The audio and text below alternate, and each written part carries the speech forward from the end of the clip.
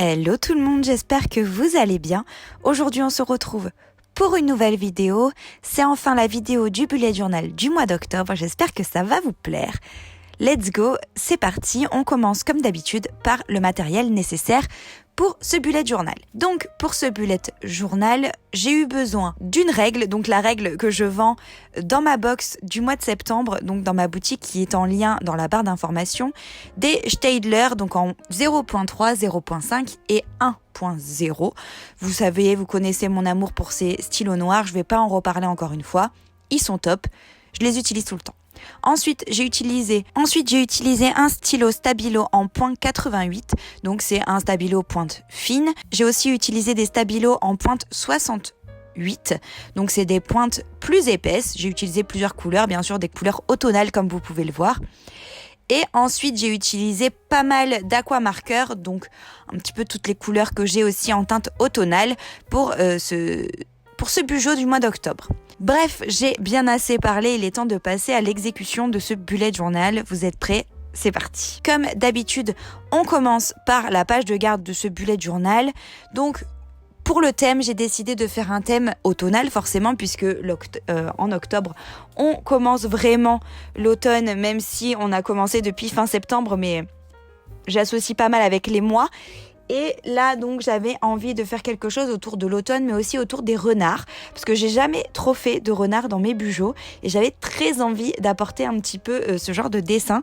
Vous savez que je m'exerce de plus en plus au dessin, et j'avais envie donc de bosser un petit peu les animaux, et je me suis dit que le renard, ça pouvait être assez simple et en même temps assez complexe. Et finalement, c'est des dessins assez faciles, c'est des lignes plutôt assez simples, même si les dessins ne sont pas forcément faciles à faire. Les lignes sont assez simples. Donc, j'ai dessiné mon petit renard au centre. J'ai écrit octobre en haut et je l'ai entouré de plein de petites feuilles automnales, dans les couleurs automnales. Et je trouve le résultat assez homogène et assez harmonieux.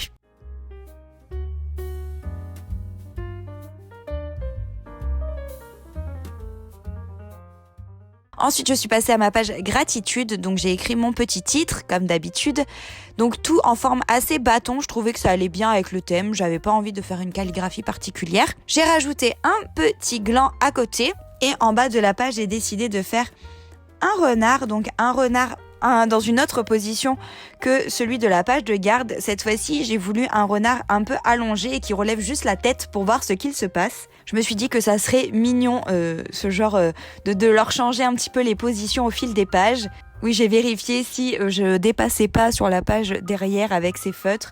Et vous allez voir, on voit un petit peu en transparence, mais ça reste largement acceptable. Donc comme d'habitude, bien entendu, après le coloriage, je passe au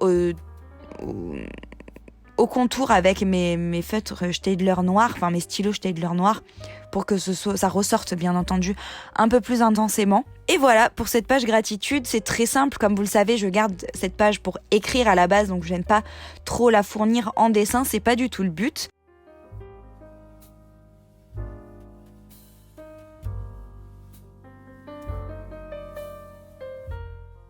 Et ensuite, on est passé à la page du calendrier de ce mois d'octobre. Donc ce calendrier du mois d'octobre est divisé en plusieurs parties. Donc vous avez le titre avec un petit dessin à côté qui n'est autre qu'un petit champignon, tout simplement. Un petit champignon tout simple à dessiner et à colorier. Ensuite, il y a la partie du calendrier en lui-même, c'est-à-dire en cases du calendrier. Cette fois-ci, on est resté sur des cases basiques, dont des carrés. Donc j'ai eu à rattraper quelques petites choses. J'ai voulu faire par page cette fois-ci pour que ce soit plus simple au niveau des dessins. Donc en dessous, j'ai dessiné un arbre mort, voilà, tout simplement. Donc ça faisait un côté un peu Halloween et un peu automne en même temps. Et pour faire les cases nouvelles lectures et playlist, j'ai décidé de faire des ronds cette fois-ci. Je trouvais que ça changeait un petit peu.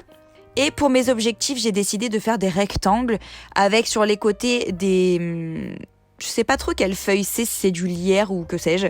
Mais en tout cas, je trouvais ça joli de rajouter sur les côtés une petite touche de vert pour encadrer donc mes objectifs pro et perso. Et pour noter les dates Pour ce calendrier, j'ai juste mis en orange les dates de chaque case et j'ai dessiné encore un petit renard caché derrière des citrouilles. Je trouvais ça trop mignon de le cacher derrière tout ça. Je trouvais que ça faisait un petit peu de profondeur, donc j'adore. Donc une page de calendrier que vous connaissez finalement, puisque c'est un calendrier que j'ai l'habitude de reproduire dans mes bujots. J'ai rien changé de particulier. Et ensuite, on est passé à la page dépenses. Donc cette page dépenses, elle ne change pas du tout non plus. J'ai rajouté la même branche de feuilles que sur la page précédente pour apporter un petit peu de thématisation et un peu de couleur à cette page. Et sinon, j'ai fait mon tableau comme d'habitude avec mes colonnes date, code, description et prix. En dessous, j'ai mis comme d'habitude ma légende pour faire mon code couleur, donc avec une couleur pour le food, pour le conjoint, pour l'outfit, pour quand j'achète des vêtements plutôt, quand j'achète autre chose, des choses que je n'ai pas fait de catégorie particulière, quand je fais des cadeaux, quand j'achète des livres ou alors quand j'achète du make-up. Ces cases-là sont amenées à changer, bien entendu. Après, je rajoute mon petit code couleur et let's go pour la page suivante qui n'est autre que ma page Work Time. Donc, c'est mon tracker pour suivre un petit peu comment je travaille la semaine. Vous savez que étant auto-entrepreneur, c'est parfois un petit problème pour moi de ne pas arriver à déterminer le nombre d'heures où je travaille. Et avec cette page, ça m'aide énormément à me retrouver là-dedans. Donc j'ai fait mon petit tableau comme d'habitude, ou plutôt mon graphique. On va pas trop appeler ça un tableau, on va plutôt appeler ça un graphique. Donc j'ai reporté les dates, j'ai rapporté les heures dans lesquelles je travaille principalement. Et même si je travaille après 20h aussi, mais du coup je rattraperai. Je le note en fait quand même dans mes heures travaillées quand c'est le cas. Et bien sûr tous les jours du mois d'octobre pour pouvoir bien tout reporter. Et après, je suis passée à mon semainier en fait tout simplement. Donc mon semainier pour cette première semaine du mois d'octobre, donc du 3 au 9 octobre, puisque du 1er au 2 c'était déjà dans mon dernier semainier du mois de septembre. Et vous allez voir que je me suis arrêtée donc au 30, puisqu'après le 31 était un lundi, donc je le mettrai pour le bullet journal du mois de novembre. Niveau présentation, il n'y a rien qui change. J'ai juste fait avec un code couleur qui correspondait plus à mon thème. Et j'ai reproduit du coup des petits champignons pour ce semainier. Donc un champignon un peu comme j'avais déjà fait dans ce bullet. Et un autre style de champignon pour pas reproduire toujours la même chose.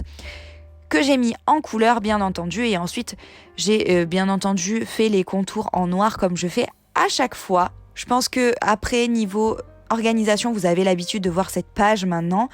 Et si vous voulez voir le reste des pages du semainier, il faut rester jusqu'à la fin de la vidéo. Nous voici donc à la révélation de ce bullet journal du mois d'octobre. Donc je vous partage un peu toutes les pages prêtes, etc. Sur ce, je voulais bien sûr vous rappeler que j'ai ouvert une boutique papeterie où je poste chaque mois en même temps que mes bullet journal une box qui est en rapport avec le bullet journal du mois. Donc n'hésitez pas à aller voir ça, n'hésitez pas à acheter, pourquoi pas, il y a aussi d'autres choses qui vont sortir au fur et à mesure. En tout cas, n'hésitez pas à liker cette vidéo, à vous abonner.